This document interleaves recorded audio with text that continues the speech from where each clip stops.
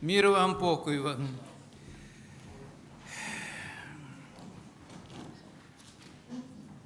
Šiandien aš noriu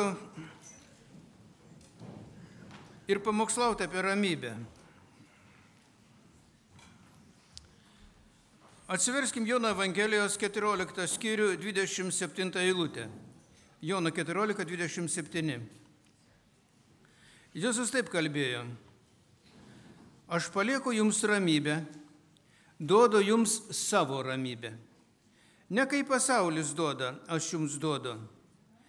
Te nebūkštauja jūsų širdis ir te neišsigąsta. Ir antrą vietą norėčiau, kad atsiverstumėm Jono 16 skyrius, 33 eilutę. Aš jums tai kalbėjau, kad manie turėsite ramybę. Pasaulyje jūs turėsite priespaudas, bet būkite drąsūs. Aš nugalėjau pasaulį. Atrodo taip paprasta turėti ramybę pasaulyje, turėti ramybę savo gyvenime, nes mes turim Jėzų. Jis nugalėjo pasaulį, jis nugalėjo nuodėmę, jis sunaikino nuodėmę, jis nugalėjo šėtoną. Atrodo viskas paprasta. Ir Jėzaus mokiniai turėjo ramybę, nes su jais buvo Jėzus. Buvo mokytojas, bet kada galėjo pasiklausti. Ir štai įvyko tai, apie ką jie girdėjo, bet nelabai suprato, kaip tai bus, kas tai bus, kada tai bus. Jėzų nukryžiavo. Ir dingo jų ramybė, jie pasimetė. Galų gale jie jau nebežinojo, ką daryti, nubėgo į vieną kambarį, užsirakino, tikriausiai meldėsi, tikriausiai guodė vienas kitą. Ir štai jie neturi ramybės. Ir ką daro? Ir štai ateina pas juos Jėzus. Atsiverskim Jono 20 skyrių, 18-22 eilutes. Jono 20, 18-22. Tos pirmos savaitės dienos vakare, durims, kur buvo susirinkę mokiniai dėl žydų baimės, esant užrakintoms, atėjo Jėzus, atsistojo viduryje ir tarė, ramybė jums. Tai pasakęs, jis parodė jiems rankas ir šoną, mokiniai nudžiugo išvydę viešpatį. Jėzus vėl tarė, ramybė jums. Kaip mane siuntė tėvas, taip ir aš jūs siunčiu. Tai pasakęs, įsikvėpė į juos ir tarė, priimkite šventąją dvasią. Atėjo ir nuramina. Atėjo Jėzus. Ką reiškia tie žodžiai? Atėjo Jėzus ir atnešė ramybę. Atėjo ramybė, nes atėjo Jėzus. Jis parodė rankas ir šoną. Jis pasakė, štai ką aš padariau. Aš miriau ir prisikėliau. Ir štai aš vėl su jumis. Ir tai, ką aš padariau, reiškia, kad sunaikinta pasaulio nuodėmė.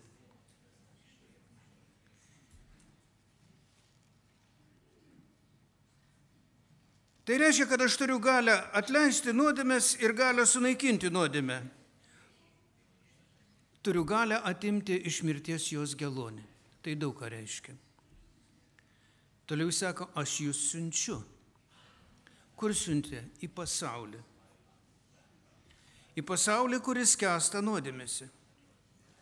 Ir toliau jisai sako, jis įkvėpė dvasią. Dar šventoji dvasia nebuvo atsiųsta, dar nebuvo nužengusi į mokinius.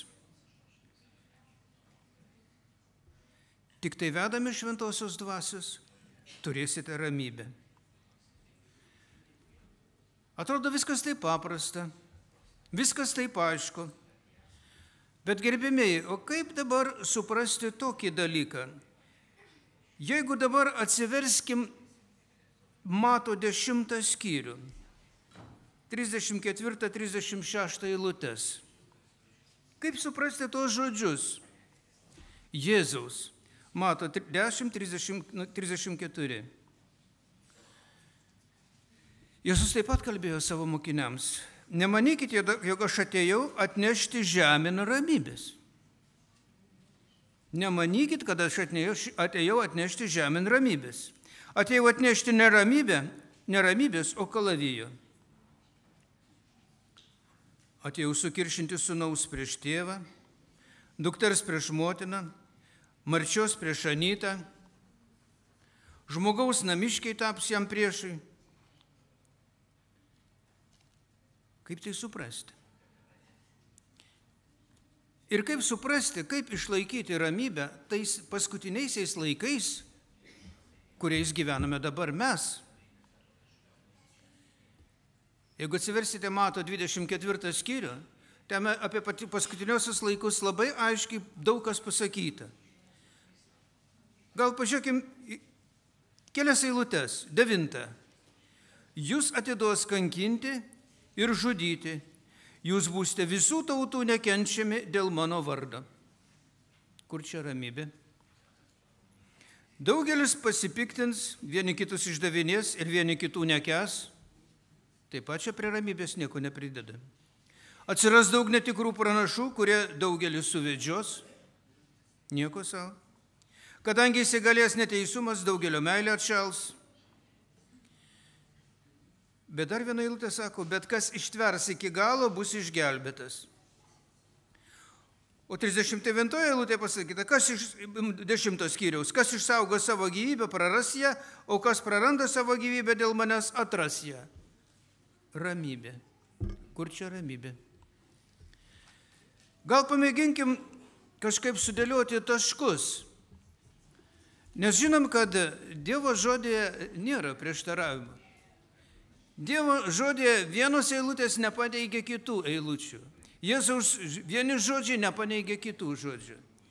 Man labai patiko vieno Dievo vyro, toks Ralfas Mahonė yra, jis dabar ten tokius rimtus vadovėlius rašo, pastoriams vadovėlius ir taip toliau. Kai jisai nusprendė tarnauti Dievui, jis atėjo pas savo pastorių ir sako, žinot, pastoriau, aš nutariau tarnauti Dievui, atiduoti visą savo gyvenimą Dievui.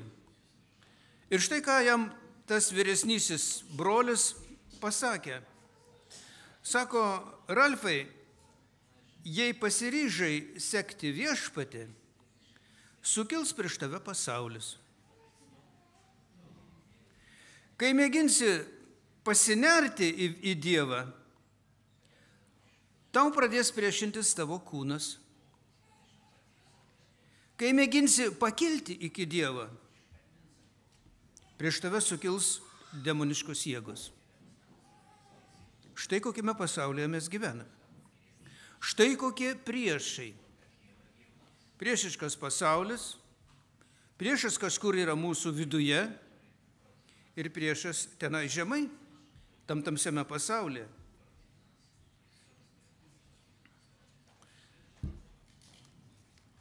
Kai tai suprato, kas savo priešą apaštalas Paulius, jisai pasakė, pražuvęs žmogus, kas mane išgelbės iš to nuodėmingo kūno? Noriu daryti gero, negaliu padaryti, darau tai, ko nenoriu. Kas mane išgelbės? Ir žinote, jisai surado išeitį, jis nutarė pats gelbėti save. Jisai sako, kad aš kasdien mirštu dėl Jėzaus. Jisai sako, kad visa tai, kas buvo laimėjimas man, ką aš laikiau laimėjimu, ką aš laikiau savoju aš, kurie padarė mane kaip asmenybę, visa tai niekas dėl manęs. Ir dar daugiau jisai sako, čia galite atsiversti 1 Korintiečių 9 skyrių, 2 eilutės, 26-27, Korintiečių 9-26. Sako, todėl aš bėgu, nedvėjodamas ir griumiuosi ne kaip į orą smūgiodamas, bet tramdau savo kūną ir darau jį klusnų, kad kitiems skelbdamas pats netapčiau atmestinas. Tramdau savo kūną. Tas vidinis priešas, galim tokį paprastą įvaizdį padaryti. kad suprastume. Kada ispanai nukariavo Amerikos žemyną, Šiaurės Ameriką iš pradžių, paskiau Pietų Ameriką, jie atvežė arklių, žirgų, kovos žirgų. Ten tų žirgų nebuvo, jos paleido, jie sulaukėjo. Jie sulaukėjo. Tai pavyzdys, kaip žmogus po kritimo, galima pasakyti, sulaukėjo. Ir ta nuodėmingo prigimtis yra kaip tas žirgas sulaukėjęs, mustangas. Žinot, tai yra ištisa tokia kategorija žmonių, kurie kaip sportą užsiminėja, tramdo mustangus. Jojant jo tramdo tą mustangą, jis jį numeta, yra dar rimtesnių sportų, kai kurie tramdo bulius, Australijoje tramdo krokodilus, nesvarbu, bet šitas mūsų kūnas, ta nuodėminga prigimtis, tai yra tarsi mustangas, krokodilas, kaip nori jį vadink. Ir žinot, ten gyveno nuodėmė. Ir ramybės su ta nuodėmė mes niekada neturėsime. Gali angelą laikyti savo užantyje, šildyti ją ir sakyti, ramybė tau, tu nekask, ateis laikas į tau įgels.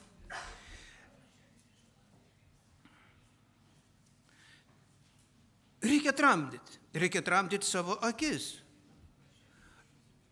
Dovydas sakė, 101 psalmė, 3 eilutė parašyta, į tai, kas nedora, aš nežiūrėsiu, aš nekenčiu nusikalstamų darbų, nieko bendra su jais neturėsiu.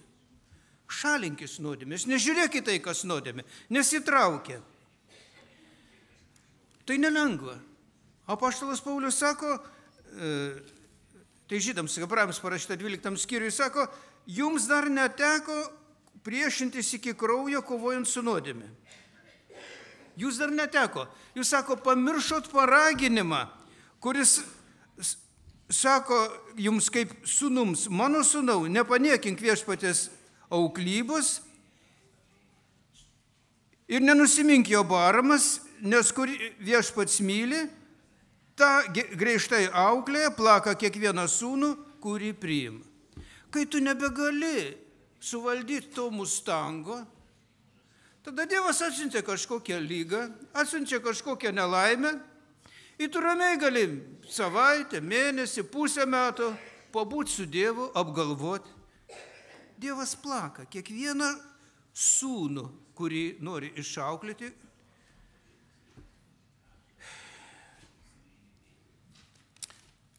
Jeigu mes mėgintume aplamai pagalvoti, kas yra ta ramybė. Aš mėginau įvairius ten žodynus žiūrėti, ir susidaro maždaug toks vaizdas, kad ramybė tai yra kažkoks tai bendras susitarimas, kuris mus tenkina, tai taikos santykiai, saugumo jausmas, pakantumas visų atžvilgių, tai dvasinė pusiausvyra, kada tavęs niekas neslegia rūpesčiai, sveikata, ateitis, kad tu pavalgęs, sotus, pamiegojęs ir taip toliau. Ir tau tik tai ko norisi kažkur net ir pasilinksminti. Kai aš pasakiau ramybė jums, tai nereiškia, kad atėjo čia kaip į spektaklį pasižiūrėti, kaip gražiai gieda, kaip gražiai groja, gal dar ir neblogai kalba. Ramybė, tokiu supratimu, kaip žmonės supranta, tai iš tikrųjų nėra ta ramybė. Nėra ta ramybė. Ramybė viešpatyje yra kitokia. Gal, kas yra ramybė viešpatyje, galime rasti taip pat Biblijai. Nusakysim, kad ir tokia eilutė, 1 Korintiečių 2 skyrius, 9 eilutė.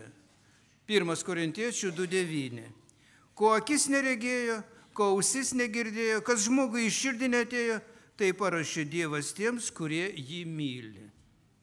Ką parašė? Ramybę parašė. Tokia ramybė, kurios mes nelaukiam, tokia ramybė, apie kurią mes negirdėjom, tokia ramybė, kurios nematėm niekur. Apie ramybę kalba apaštalas Paulius Romiečiams 8 skyriui. 35, 38 ir toliau eilutės. Atsiverskim, Romiečių 8, 35. Kasgi mus atskirs nuo Kristaus meilės? Ar sielvartas, ar nelaimė, ar persekėjimas, ar badas, ar nuogumas, ar pavojus, ar kalavijus? Jeigu turi ramybę Dieve, tai tu nežiūrėsi į tos nei sielvartus, nei badą, nei persekėjimus, nei ligas. Ramybė bus iš Dievo. Toliau jisai rašo, aš įsitikinęs, kad nei mirtis, nei gyvenimas, nei angelai, nei kunigaikštystės, nei galybės, nei dabartis, nei ateitis, nei aukštumas, nei gelmės, nei jokie kiti kūriniai negali mūsų atskirti nuo Dievo meilės, kuri yra Kristuje Jėzuje mūsų viešpatyje. Nuo tos ramybės mus norės atskirti tos demoniškos jėgos. Kai tu norėsi pakilti į Dievą, į Dievo aukštybės, į tą Dievo ramybę, tau pradės priešintis demoniškos jėgos. Ir kaip jos priešinsis? Visų pirma, jos mėgins tave suvedžioti. Mėgins ramybę, Dievo ramybę, supratimą, kas yra Dievo ramybė, pakeisti kitą ramybę. Kitą ramybę. Ta, kaip žmonės supranta. Apaštalas Paulius 2 Korintiečių 11 skyriui, pačiai pradžiai, 2-4 eilutės, taip rašo.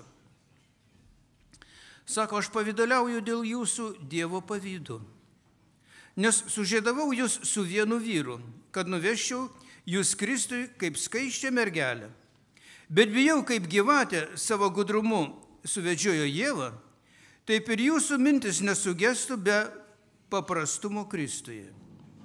Mat, jei kas nuklydęs ima skelbti kitą Jėzų, kurį mes neskelbėme, arba jei jums priimate kitą dvasią, kurios nebuvo priėmę, ar kitą evangeliją, kurios nebuvote gavę, jūs ramiausiai tai pakenčiate. Ramybė. Atėjo kažkas ten, papliurpė truputėlį ne taip. Būkim ramus. Tiek to. Ne visai ramus. Tie, kurie turi gilų pažinimą, tie gali būti ramus. Bet tie, kurie neturi gilų pažinimą, jie praras ramybę. Apaštalas Paulius Galatams 1 skyriui 5 eilutėje taip prašo, bet nors ir mes patys, ar angelas iš dangaus jums skelbtų kitokią evangeliją, negu mes jums paskelbėme, tebūne prakeiktas. Kaip kovoti su tuo priešu? Aišku, kovoti reikia jėga, Dievo jėga, kurią jis davė mums. Jėzus pasakė, štai aš duodu valdžią jums mindžioti gyvatės ir skorpionus. Jėzus pasakė, štai aš su jumis visas dienas iki pasaulio pabaigos. Ir dabar net šiais paskutiniaisiais laikais. Bet didžiausias ginklas, kurio bijo tos piktosios jėgos, tai yra tiesa. Nes jie yra melo atstovai. Jeigu pamato, kad žmogus, kad siela pažino tiesą, priėmė tą tiesą, patikėjo tą tiesą, jam tenka trauktis. Jėzus kalbėjo tikėjusiems mokiniams, Jono Evangelijos 8 skyrius, 31-32 eilutės. Jei jūs pasiliekate mano žodyje, iš tiesų esate mano mokiniai.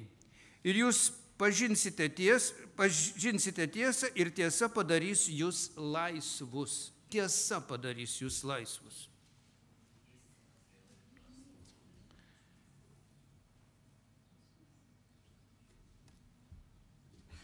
Apie tai taip pat kalba apaštalas Paulius Efeziečiams 6 skyriui, 10-12 eilutės. Pagaliau, mano broliai, būkite stiprus viešpatyje ir jo galybės jėga. Apsirenkite visą Dievo ginkluotę, kad galėtumėte pasipriešinti prieš velnio klastas. Visa Dievo ginkluotė. Nes mes grūmėmės ne su kūnu ir krauju, bet su kunigaikštystėmis, valdžiomis, šio amžiaus tamsybių valdovais ir dvasiomis blogio jėgomis danguje.